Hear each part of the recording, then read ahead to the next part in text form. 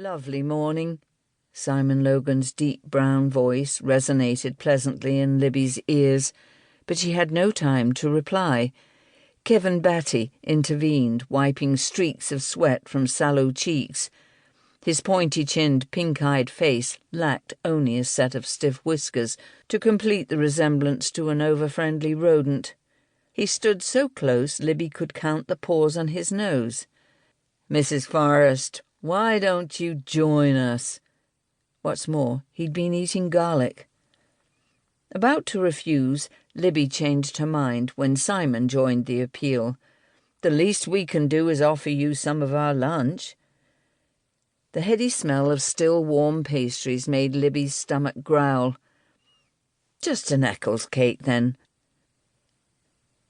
A smile still hovered over her face as she drove back to Exham.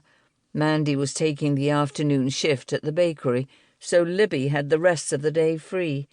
She collected Shipley, a friendly, noisy Springer Spaniel, from her indolent friend Marina, and let him loose on the beach. "Hi, Libby." Her sunny mood evaporated in a flash. "Max? Still mad at me? How many times do I have to say I'm sorry? I had to leave town at short notice." Max threw a stick for his dog, Bear, the owner of 4 vast paws and the shaggiest coat Libby had ever seen.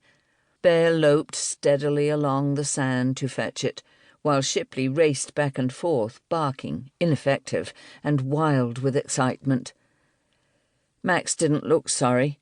In fact, he'd gained a light tan that made his Scandinavian eyes gleam brighter and his thick silver hair shimmer.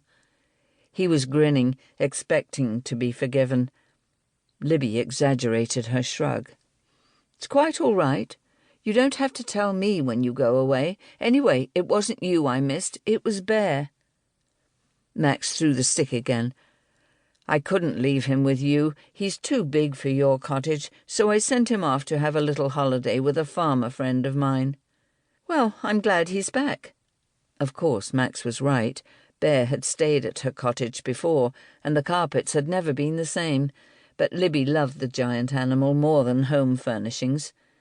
Max pulled a box from the pocket of his waxed jacket. "I brought you a present, a peace offering." Libby narrowed her eyes, suspicious. "What is it?" "Okay, if you don't want it." "Of course I want it. I never refuse presents." Libby unfolded layers of tissue paper inside the little blue box. "A fridge magnet. How nice." "Look what it says. World's greatest cook. That's you." She tried not to laugh. "You think flattery will get you anywhere? My son gave me one just like it years ago when he was about 12. I may be childish, but am I forgiven?" Why be grumpy while the sun's shining? "Maybe. My book came out, by the way. Baking at the Beach is now available worldwide. I'm just waiting for my own copies to arrive." "No, really? Why didn't you tell me?" "Wait, because I wasn't here. Now I really do feel bad." "Good. Then I forgive you. To make up, I'll buy your first hardback copy." Libby snorted. "Can't imagine you baking cake somehow." She found a length of driftwood and called to the spaniel. "Shipley, here's a stick just for you. Bear, leave it alone." She held the sheepdog back, fondling the giant ears. They'd already wandered past the 9-legged lighthouse where Libby had discovered Susie Bennett's body last year. Exham-on-Sea disappeared from view, hidden by sand dunes as they rounded the bend. Max cleared his throat. "Libby, there's something I need to—" He broke off and rolled his eyes as his phone trilled. "Sorry." He stiffened. "What?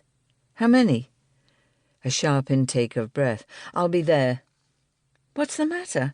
"There's been an accident. The cycling club, out on the levels." That couldn't be right. Everyone was fine when Libby left. What sort of accident? A road crash? Apparently not. Then what? Wait. Max was already pounding back along the beach, dogs galloping behind. Libby followed, scrambling awkwardly across the sand.